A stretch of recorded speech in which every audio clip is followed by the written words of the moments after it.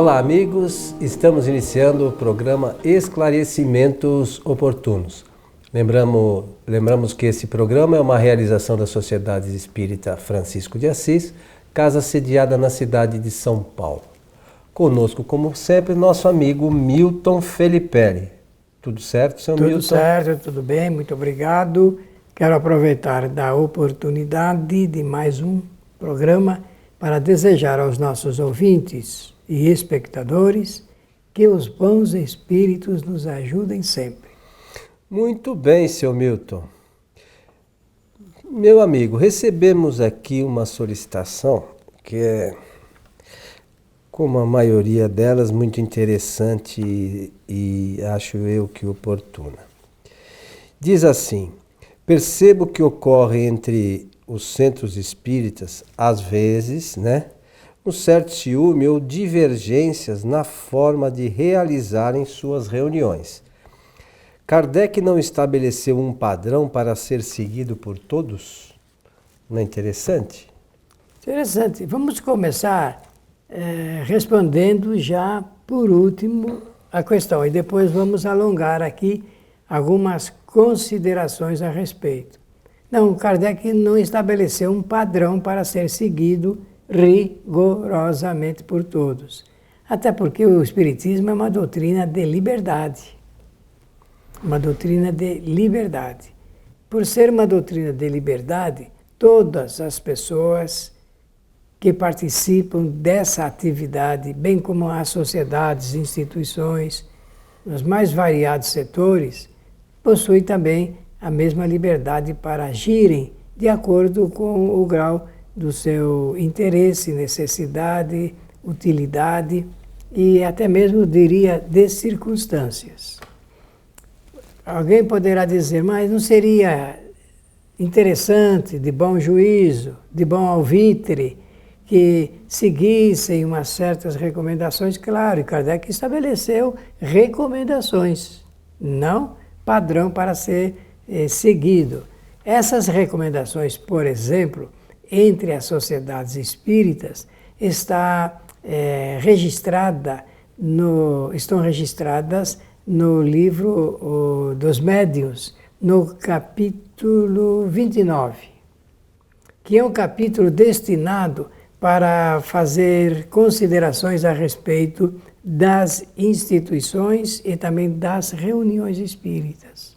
Então, Kardec propõe alguns entendimentos, algumas atitudes, e ele vai fazer um exame, um comparativo que eu considero interessante, dado o objetivo do nosso programa, que é o seguinte: ele diz, olha, as reuniões são como as pessoas. Elas possuem, como as pessoas, e as sociedades também, certas qualidades inerentes à natureza da sua atividade, assim como os homens também possuem características e natureza de acordo com as suas atividades. E ele diz assim, vai fazer uma comparação a respeito de uma pessoa juntada a muitas pessoas, como se fosse um feixe. Um feixe de varas, né? Ele vai falar da união, da elevação de sentimentos, da harmonia de pensamentos, que a pessoa e as reuniões e as instituições deveriam possuir. Mas nós sabemos que nem tudo corresponde àquilo que nós queremos na vida. As pessoas são diferentes entre si, as sociedades são diferentes entre si, as reuniões são diferentes entre si. E cada uma é realizada a sua atividade de acordo com o grau de conhecimento e também importância, necessidade e tudo mais. Então, como a pessoa que levantou a questão, fala de divergências e ciúmes, é bom que se diga que isso acontece em qualquer grupo social, qualquer grupo humano, nós vamos ter esse tipo de sentimento. Esse tipo de sentimento. Então, claro que ela está querendo valorizar muito a instituição espírita, as sociedades espíritas, os centros espíritas, e considera que eles prestam um grande serviço à causa e, portanto, deveriam pautar as suas atividades dentro dessas qualidades de sentimentos. Porém, não é bem assim. Cada centro espírita, por exemplo, é realizado, orientado, organizado de acordo com as pessoas que compuseram a instituição ou a pessoa que a dirige. Tudo passa pelo pessoal. E passando pelo pessoal, passa também pelo grau de personalidade. E personalismo, até eu diria. Muitas. De forma que vai ser difícil você anular o sentimento de ciúme que existe entre as sociedades espíritas. Porque não deveria ser assim, alguém poderá dizer, mas é assim, é assim. Eu me lembro de ter lido na Revista Espírita, não me lembro o número exato, mas me lembro que Allan Kardec, certa vez, recebeu uma notícia lá na sua casa, no seu escritório de trabalho, e a notícia dizia que lá eu penso até que não foi na casa de Kardec, foi lá na Sociedade Parisiense. Alguém chegou lá e falou, olha mestre, está sendo formado aqui em Paris uma outra grande sociedade espírita. Está sendo composta por mais de 300 pessoas, está lá na Revista Espírita. E eu não sei se a pessoa falou isso com o sentido de suscitar um pouco de ciúme de Kardec em relação, ótimo, é ótimo que apareçam muitos centros espíritas, né? O ruim é o número, né? Muito grande, mas ele não disse isso, não. Agora, com certeza, se alguém fez essa constituição com o sentido de causar ciúme ou disputar no processo das rivalidades alguma coisa com a sociedade parisiense, com toda certeza não se deu bem, porque nunca mais se ouviu falar nessa sociedade, que apareceu assim, de repente, como fosforescente, e depois a coisa desapareceu. O que é bom permanece, e o que é ruim, um dia desaparece. Interessante, né? Na vida tudo é assim. Então, isso é normal. Eu me lembro que desde pequeno que eu ouço falar entre ciúmes e rivalidades entre irmãos de uma família, entre familiares, né, entre colegas de escola. A emulação, enquanto emulação, que é aquele estímulo saudável de um indivíduo concorrer com o outro e fazer o melhor possível, isso é ótimo, é saudável. O ruim é quando realmente há disputa maldosa, inclusive nas modalidades desportivas que existem, né? Então, enquanto é só estímulo, está muito bom. O ruim é quando a coisa é levada para outro extremo, né? Eu vejo, como você mencionou, são as pessoas que fazem parte das casas, mas o que eu particularmente hoje, depois de participar algum tempo de algumas instituições, nem tantas assim, o que eu vejo que, em boa parte das vezes, a coisa acaba meio que se perdendo no conteúdo doutrinário. Eu acho que talvez hoje seja essa a maior dificuldade que a gente percebe nas casas espíritas.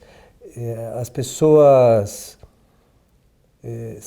basta ver no Facebook, por exemplo, você vê, eu não sei os números exatos, mas se você pegar 100 postagens, 2 ou 3, quando muito, falam de Kardec. O resto fala de uma série de outras coisas, menos do que é essencial. Né? Então, eu acho que nesse aspecto acaba tendo vaidade não de casas, mas de pessoas, porque é o médium A, o médium B, o médium C, né? E as pessoas dão mais importância à pessoa do que ao conteúdo doutrinário. Então, talvez seja, como você falou, para que esse feixe de vara seja firme, eles têm que ter uma base. Porque não adianta ter 2, 3 varinhas fortes ali e o resto estragada, né? Então você não vai conseguir formar um feixe sólido. Assim, acho eu, é com a doutrina, para que a gente tenha um conhecimento substancioso, sólido mesmo. A base são as obras fundamentais. Isso né? mesmo. É nesse sentido que eu vejo hoje que algumas coisas se perderam. Como a gente falou em um outro momento aí, que no passado os ensinamentos de Jesus, né, se perdeu. Né? E em 1857 o Espiritismo veio para reavivar. Que também não se perca os ensinamentos, o conteúdo da doutrina, né, dessa mesma forma, que a gente consiga fazer com que esse conteúdo seja parte primordial na nossa casa espírita. Né? E aí, Allan Kardec ele fez algumas recomendações a respeito desse assunto ligado com a união dos centros. Não é? Ele fala do número também, e que o ideal mesmo é a multiplicação ao infinito de pequenos grupos espíritas. Já era no tempo de Allan Kardec. Agora imaginemos hoje mais do que nunca. E ele faz até um prognóstico a respeito da constituição de pequenos grupos em lugares mais distantes, não só no centro, em centros urbanos, mas em áreas rurais, né? Áreas de periferia, como seria o ideal. Agora, você acertou, eu entendo muito bem, quando diz que o essencial mesmo é o estudo doutrinário, essencialmente de Kardec. Esse estudo doutrinário vai garantir o sucesso, o empreendimento e o sucesso de todas as casas espíritas. Dá para ter isso aí no pensamento. O que garante o sucesso é o estudo permanente, porque a finalidade principal de um centro espírita não é o trabalho mediúnico por si só, não é a transferência de bons fluidos através de passes, não é a obra social, obra cultural do mundo. O principal trabalho do centro espírita é o estudo da doutrina espírita. Isso é o trabalho prioritário, principal.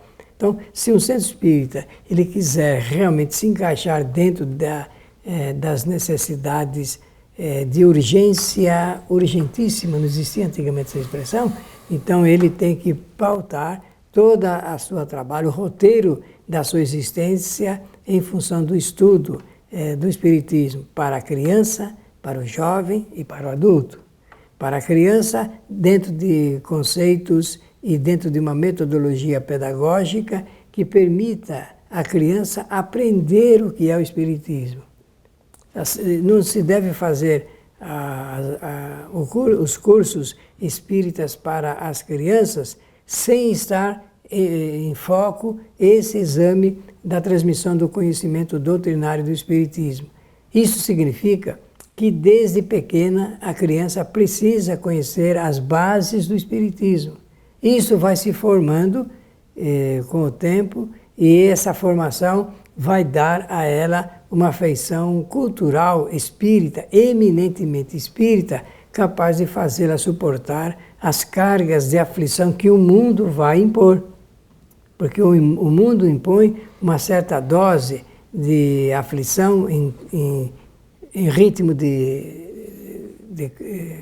volume, e é preciso ter, então, as bases da doutrina. A mesma coisa os jovens e a mesma coisa os adultos. Se nós fizermos isto, estará cumprido o nosso papel de divulgação e transmissão do conhecimento espírita.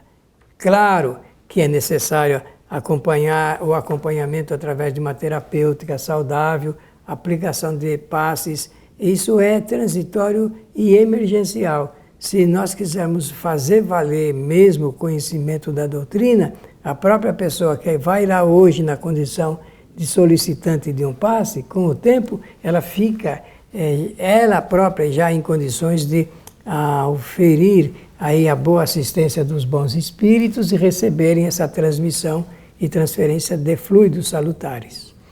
É um trabalho bastante difícil às vezes, né, Milton? Porque, como você mencionou, às vezes a troca da direção de uma casa espírita por si só já causa toda uma mudança, né, no objetivo, na forma, no conteúdo de todos os trabalhos da casa, né?